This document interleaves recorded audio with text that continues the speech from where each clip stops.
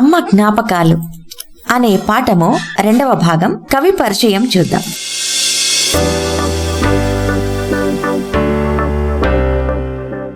సామాన్యుని ఉచ్ఛ్వాస నిశ్వాసలను అక్షరాలలో పొదిగి సామాన్య ప్రజల భాషలో కవిత్వం రచించిన టి కృష్ణమూర్తి యాదవ్ కరీంనగర్ జిల్లాకు చెందినవారు. ఈయన తెలంగాణ భాషలో యాసలో వచన కవిత్వం రాసిన కవులలో ఒకరు. తన తొలి కవితా సంపుటి తొక్కుడు బండ. తొలి అనగా మొదలు అని అర్థం. సంపుటి అంటే కొన్ని కవితల సమాహారాన్ని సంపుటి అంటారు. తొక్కుడు బండ అనే కవితా సంపుటితో సాహితీ క్షేత్రంలో ప్రవేశించారు.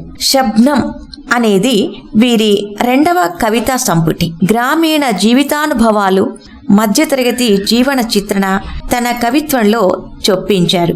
సరళమైన వచనాభివ్యక్తి, నిరాడంబరమైన శైలి కృష్ణమూర్తి యాదవ్ యొక్క ప్రత్యేకతగా చెప్పవచ్చు. వీరు ప్రజలకు అర్థమయ్యేటువంటి భాషలో రచన చేయడం జరిగింది.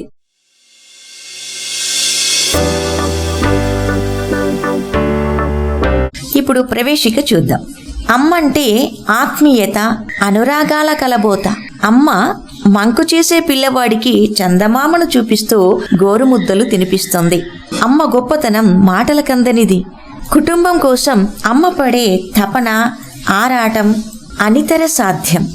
అమ్మ జ్ఞాపకాలను హృదయానికి హత్తుకునే విధంగా కవి ఎట్లా వర్ణించాడో ఈ పాఠంలో మనం చెప్పుకుందాం. ఇది వచన కవిత కాబట్టి వచన కవిత పద్ధతిలోనే మనం దీన్ని చెప్పుకుందాం. అమ్మ ముగ్గులేస్తే ప్రాంగణం అద్దకపు చీరలా కనిపించేది.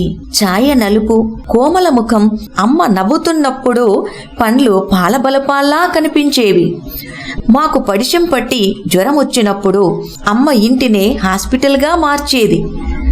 తానే నర్సయి మంచాల చుట్టూ తిరుగుతూ ఆయుర్వేదపు మందులేస్తూ ఉండేది. పొద్దున్నే అయ్య దొరల బర్లపాలు పిండేవాడు. కాలుష్య నిర్మూలన కార్యకర్తల అమ్మ కొట్టంలో పెండకళ్ళు తీసేది. దూడల నోళ్లు కొట్టి పితికిన పాలు ఆస్థానపు తెల్ల కుందేళ్లు తాగేవి. అమ్మ ముక్కుపోగు ఆకాశానికి హత్తుకున్న నెలవంకలా ఉండేది. జమీందారు ఇండ్ల ముందు కుందెనలో వడ్లు పోసి రోకలితో దంపుతున్నప్పుడు మద్దెల దరుగులినిపించేవి. అమ్మ ఒడిలో సాలెడు నూకలేసుకొని ఇంటికి వచ్చేది. గోవుల పక్కన యాగల ఇంటి ముందు ఆడుకునేవాళ్లం. అమ్మ ముక్కుపుళ్ళ వరహావతారం. మొట్టి మీద ఎత్తిన భూగోళంలా కనిపించేది. చెవుల గెంటీలు గడియారంలోని పెండ్యూలంలా ఊగేవి. అమ్మ అంబలి తాగి కొడవలి పట్టుకొని కోతకు పోయేది. కాల్వగట్ల పొంటి కాళ్ళు కడుక్కొని శ్రమను మరచి ఊళ్ళోకి వచ్చే అమ్మకు కేరింతలు కొడుతూ ఎదురేగేవాళ్లం. గుమ్ముళ్ళో వడ్లున్నట్టే మా కోసం అమ్మ ఒడిలో పల్లికాయలు, పెసరికాయలు దొరికేవి. అమ్మకు కాళ్ళ కడియాలేసుకోవడం, కంచుమట్టలు తొడుక్కోవడం అంటే చాలా ఇష్టం. అమ్మ ఎప్పుడూ పట్టుచీరలు కట్టుకోనూ లేదు. పరుపుల్లో నిద్రపోనూ లేదు. నులక మంచం మీద నిద్ర, చేనేత చీరలతోనే కాలం గడిపేది. సెలవుల మీద ఊళ్ళోకి వచ్చినప్పుడు తేనెటీగల్లా అమ్మ జ్ఞాపకాలు నా చుట్టూ ముసురుతాయి. పిల్లలు, మరి ఈ కృష్ణమూర్తి యాదవ్ గారు రాసినటువంటి వచన కవిత విన్నారు కదా. మరి ఇప్పుడు దీనిలో ఉన్న సారాంశం ఏంటో చెప్పుకుందాం. అమ్మ వాకిట్లో ముగ్గులేస్తే రంగులద్దిన చీరలాగా అందంగా కనిపించేది. అమ్మ నవ్వినప్పుడు తన పండ్లు పాలబలపాల్లాగా తెల్లగా కనిపించేవి. పిల్లలకు జ్వరం వచ్చినప్పుడు గాని, తలనొప్పి జలుబు చేసినప్పుడు గాని అమ్మ ఇంటిని దవాఖానాగా మార్చి మంచాల చుట్టూ ఒక నర్సులాగా మారి మందు బిళ్ళలు వేస్తూ ఆమె పిల్లల యొక్క బాగోగులను చూసుకునేది. కంటికి రెప్పవలే ఎంతో జాగ్రత్తగా చూస్తుండేదన్నమాట. నాన్న పొద్దున్నే దొరల బర్ల దగ్గరకు పోయి పాలు పిండేవాడు. దొరల కొట్టంలో అమ్మ పెండ తీసేది. లేగదూడలు తాగకుండా వాటి నోళ్లు కట్టి పితికిన పాలు దొరల బిడ్డలు తాగేవాళ్లు. దొరల బిడ్డలను కవి తెల్ల కుందేళ్లతో పోల్చాడు. అమ్మ పెట్టుకున్న ముక్కుపోగు ఆకాశానికి అంటుకున్నటువంటి నెలవంకలాగా. హత్తుకోవడం అంటే అంటుకోవడం. ఇక్కడ ఆకాశానికి నెలవంక ఏ విధంగా హత్తుకొని ఉంటుందో అలాగే అమ్మ పెట్టుకున్నటువంటి ముక్కుపోగు ఆకాశానికి హత్తుకున్నటువంటి నెలవంకలాగా ఉన్నది అని కవిగారు చెప్తూ ఉన్నారు. అర్ధచంద్రాకారంగా. అర్ధచంద్రాకారము అనంటే చంద్రుడు సగము చంద్రుడు ఉన్నప్పుడు ఏ విధంగా సగం వంకర తిరిగి ఉంటాడో ఆ విధంగా ఉంటుందని చెప్తున్నారు. భూస్వాముల ఇండ్ల ముందు కుందెనలో పోసి వడ్లను దంచుతున్నప్పుడు ఆ చప్పుడు మధ్యల మోతగా వినిపించేది. కుందెన అనగా రోట్లో వడ్లు పోసిన తర్వాత ఆ ధాన్యాన్ని దంచుతున్నప్పుడు ఆ ధాన్యం బయటికి చిల్లకుండా పెట్టినటువంటి దాన్ని కుందెన అంటారు. ఇది ఇనుముతో కానీ లేదా కర్రతో కానీ తయారు చేసిన ఒక పరికరం అన్నమాట. అమ్మ రోజంతా పనిచేసి సాలెడు నూకలను చీర కొంగున మూట కట్టుకొని ఇంటికి వచ్చేది.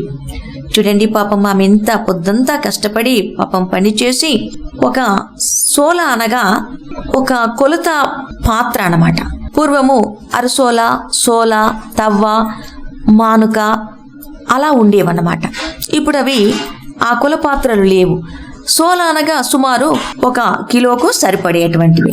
ఆ సోలెడు నూకలను చీర కొంగున మూట కట్టుకొని ఇంటికి వచ్చేది. అమ్మ వచ్చేసరికి పిల్లలు ఇంటి ముందు ఆడుకునేవాళ్లు.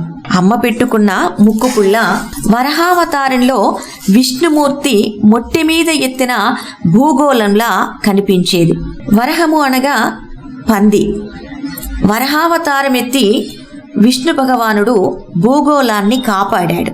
ఎలా అంటే ఆ భూగోళము నీటిలో మునిగిపోకుండా ఆ భూగోళాన్ని తన మొట్టె మీద, వరహావతారం అంటే వరహము అంటే ఇక్కడ పంది అనుకున్నాం కదా, పందికి దాని యొక్క మూతి ముందుకు వస్తుంది. అయితే ఆ ముందుకు వచ్చినటువంటి మూతినే మొట్టె అంటారు. ఆ మొట్టి మీద విష్ణువు భూగోళాన్ని కాపాడాడన్నమాట. కాబట్టి ఆ భూగోళం ఏ విధంగా ఆ వరహావతారానికి మూతి పైన ఎలా ఉన్నదో అలా అమ్మ పెట్టుకున్నటువంటి ముక్కు పుడక కూడా అలా ఉన్నది అని కవిగారు చెప్తూ ఉన్నారు. అంటే కవి అమ్మను అవతారమూర్తిగా భావించాడు. అమ్మ పెట్టుకున్న గంటీలు, వీటినే గంటీలు అంటారు. ఇవి చెవులకు పెట్టుకునేటువంటి ఆభరణాలన్నమాట.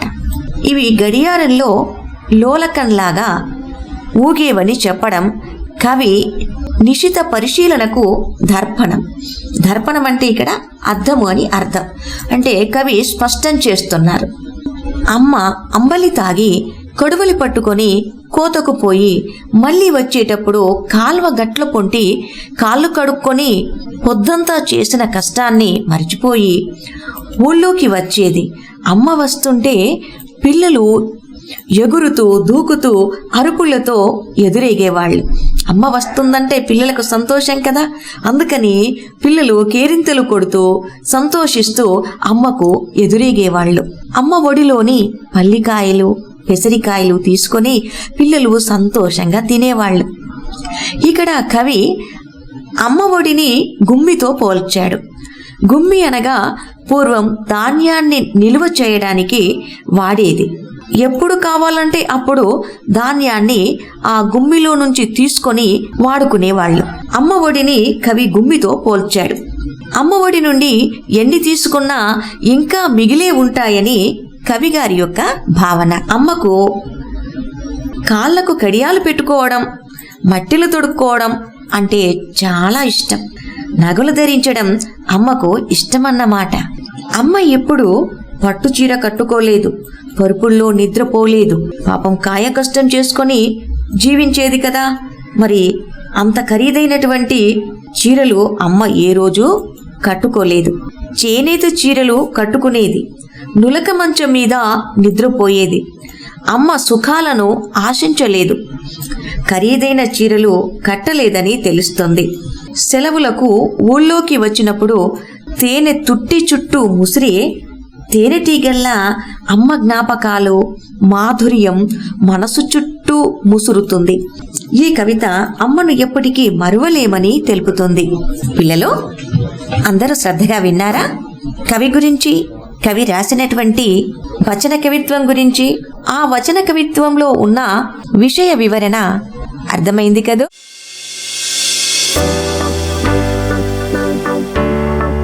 ఇప్పుడు అమ్మ జ్ఞాపకాలు అనే పాఠంలోని అర్థాలు చెప్పుకుందాం. ప్రాంగణం అనగా ముంగిలి, ఛాయ, ఛాయ అనగా రంగు, పడిశం జలుబు, ఆస్థానం రాజప్రస్థానం, బర్రె గేదె, కాలుష్యం మలినం, కొట్టం పశువుల పాక, పశువులు నివసించడానికి ఏర్పాటు చేసిన పాక అన్నమాట. దరువు శబ్దం, వరాహం పంది, పెండ్యూలం లోలకం, ముక్కుపుల్ల ముక్కు పుడక, గోరు ముద్ద గోటిపైన పెట్టి తినిపించే చిన్న ముద్ద, గెంటీలు స్త్రీలు చెవులకు పెట్టుకునే ఆభరణాలు, దర్పణం అద్దం, కుందెన ధాన్యాన్ని దంచుతున్నప్పుడు అవి బయటపడకుండా రోడ్డుపై అడ్డుగా పెట్టిన పరికరం. మరి దీనిలో ఉన్న భాషాంశాల గురించి మరో వీడియోలో చెప్పుకుందాం. అంతవరకే సెలవు.